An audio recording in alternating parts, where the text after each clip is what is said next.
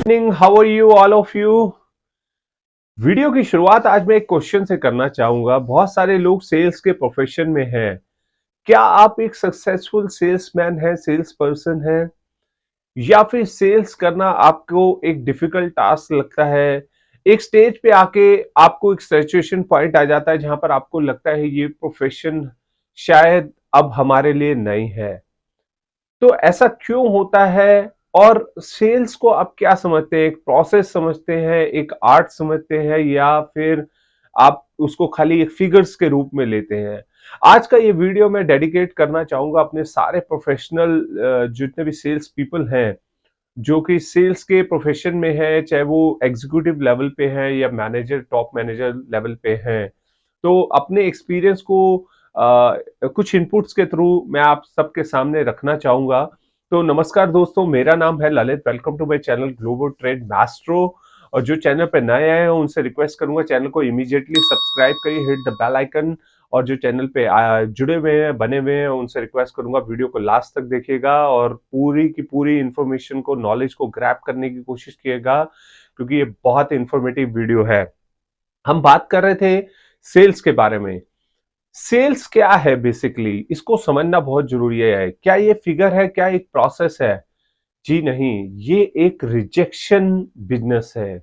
Yes, आपने सही सुना। Sales is all about handling the rejections. इसमें आपको मल्टीपल टाइम्स रिजेक्शंस मिलेगी, तब जाके एक बार सक्सेस मिलेगी।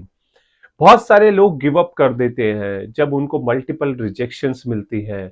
उनको लगता है या तो ये प्रोफेशन हमारे लिए नहीं है, या फिर हम वो चीज कर नहीं सकते, हम एक अच्छे सेल्समैन नहीं है। दुनिया का कितना से बढ़िया सेल्समैन हो, वो भी 100% आउटपुट जनरेट नहीं करता। और दुनिया का कितना खराब सेल्समैन हो, वो भी कुछ ना कुछ बेच आता है मार्केट के अंदर जाके। यहाँ पर ना एक चीज बहुत समझने वाली है, दो चीजें बेसिकली मैं आपको बताऊंगा।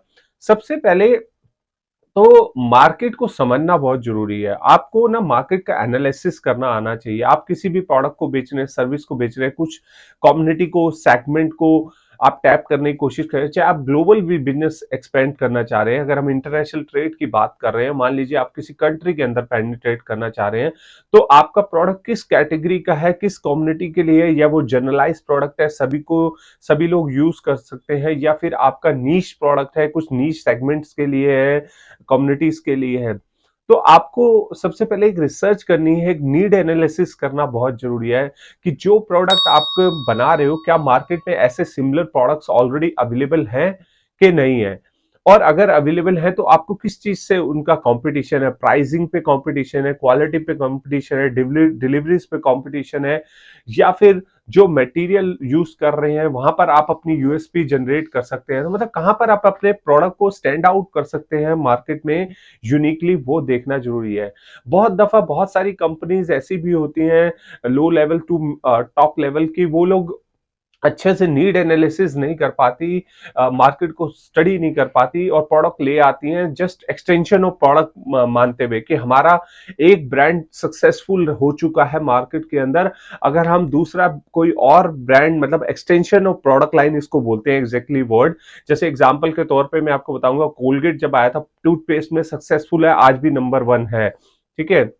लेकिन उसने सोचा मैं अपने ड्यू भी लेकर आता हूं, ड्यूस जो हम बॉडी स्प्रेस लगाते हैं, लेकिन वहां पे वो बिल्कुल फेल हो गए। तो एक्सटेंशन और प्रोडक्ट लाइन करना भी आपको मार्केट में देखना पड़ेगा, क्योंकि उस वर्टिकल के अंदर क्या लोग आपके उसी ब्रांड को एक्सेप्ट करेंगे, या आपको उसको ब्रांड की नई इमेज क्रिएट करनी है।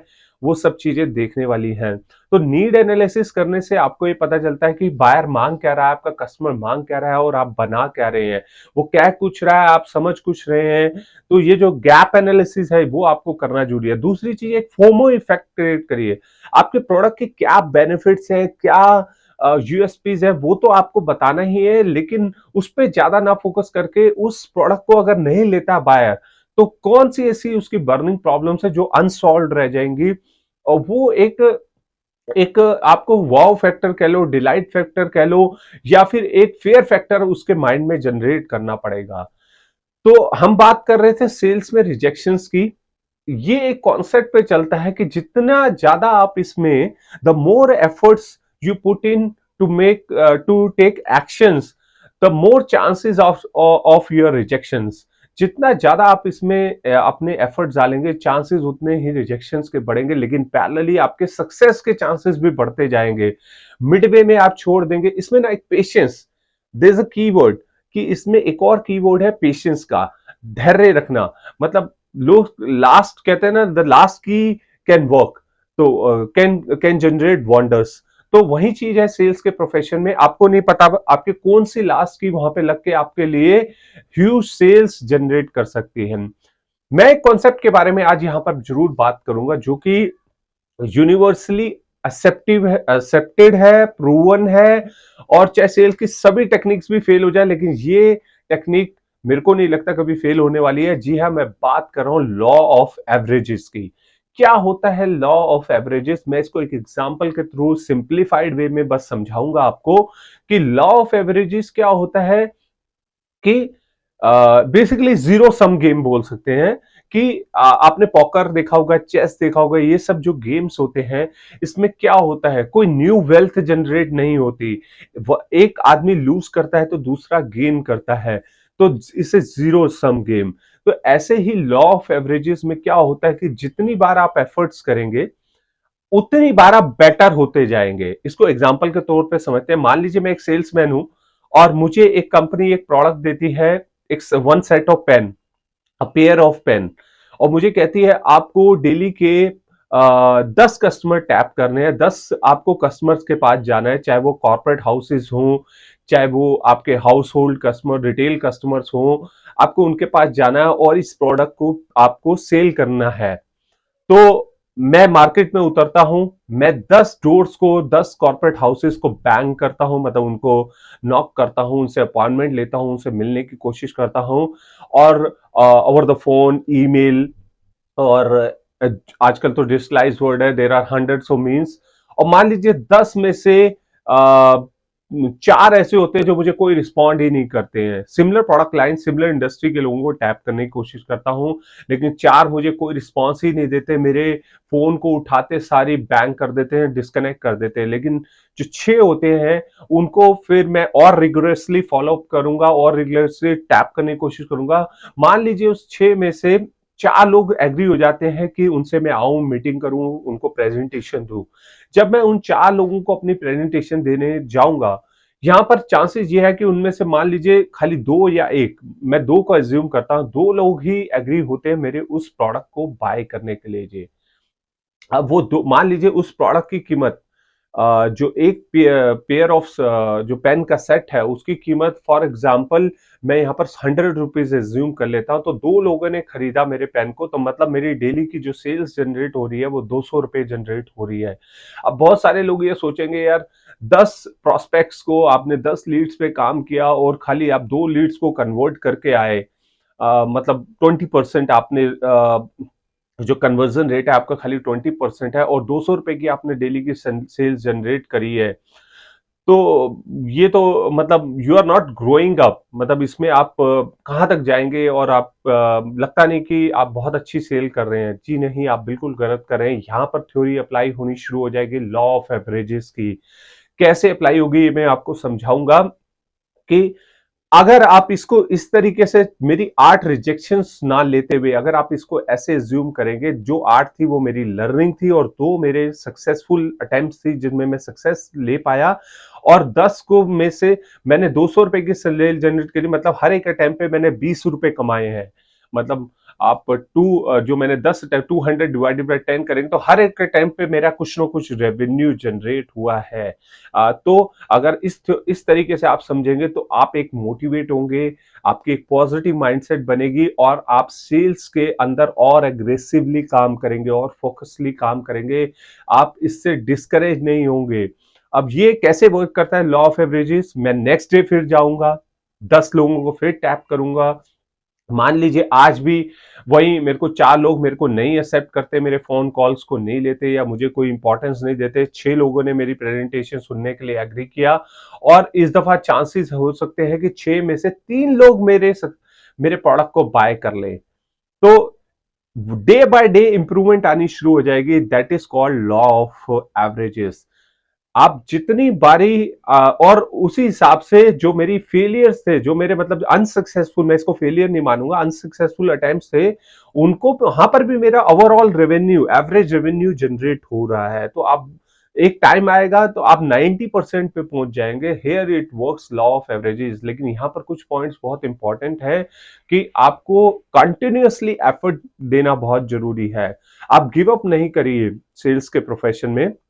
दूसरा, पेशेंस इज की टू सक्सेस। आपको वो धैर्य रखना है, आपको एक अपने आप में एक विश्वास रखना है कि you can, when anybody can do it, you can also do it.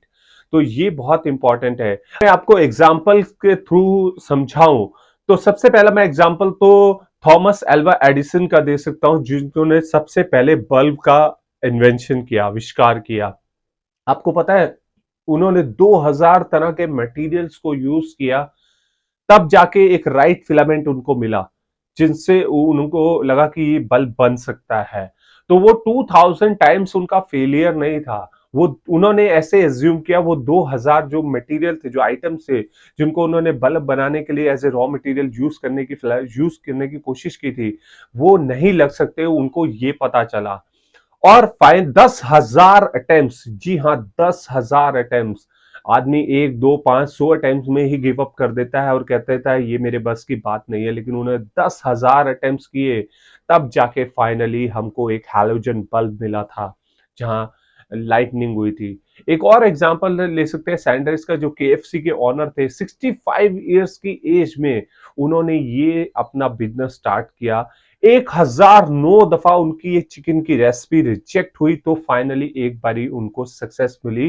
बाद में जाके उन्होंने आज से 70 साल पहले एक एक बड़ा बिजनेस का एम्पायर क्रिएट किया, जिसमें उन्होंने 600 से भी ज्यादा फ्रेंचाइजी बनाई और बाद में उसको इंटरनेशनली एक्सपेंड भी किया। लेकिन वो इतना एक्सपेंड हो गया, वो उसको मैनेज नहीं कर पा रहे थे, इसलिए उन्होंने उसको सेल ऑफ कर दिया ऑलमोस्ट $2 मिलियन में, जो कि आज की डेट में 15-16 मिलियन के आसपास होता है अगर हम निकालें तो इस तरह से मैं आपको ये बताना चाहूंगा कि आप इस प्रोफेशन में अगर हैं तो ये आप इसको एज ए प्रोफेशन नहीं, एज एन आर्ट लीजिए।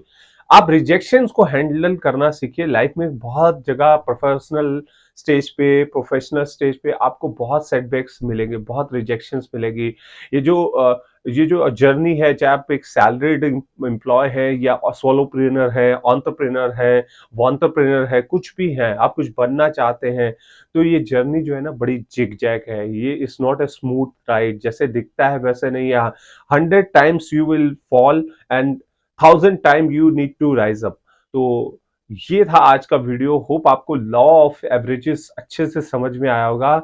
ये एक ऐसी आर्ट है जहां पर आपको daily, the more you learn the more you get success. तो यहां पर आपको रिजेक्शंस को हैंडल करना बहुत अच्छे से आना चाहिए।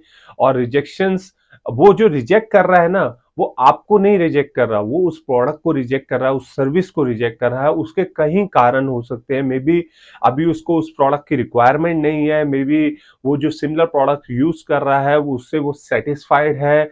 मे बी ये हो सकता है कि आप आपके वो प्रोडक्ट जो है उसकी अभी नीड को फुलफिल नहीं कर पा रहा। तो you need to keep on analysing, और इसे वेरी कोर्स करेक्टिव प्रोसेस। तो आज का वीडियो है ये। होप आपको ये वीडियो पसंद आएगा। अगर वीडियो आपको पसंद आए तो सबके साथ शेयर करिएगा, क्योंकि ये जो लॉ ऑफ एवरेजेस का जो कॉन्सेप्ट है बहुत यूजफुल है, और हम सभी सेल्स पीपल के पास ये जाना बहुत जरूरी है। तो वीडियो को लाइक, शेयर एंड कमेंट करिएगा। मिलता हूं अगले एक और ब्यूटीफुल और एक नॉलेजेबल वीडियो के साथ। तब तक के लिए नमस्कार, अपना ध्यान रखिए, टेक केयर, बाय बाय।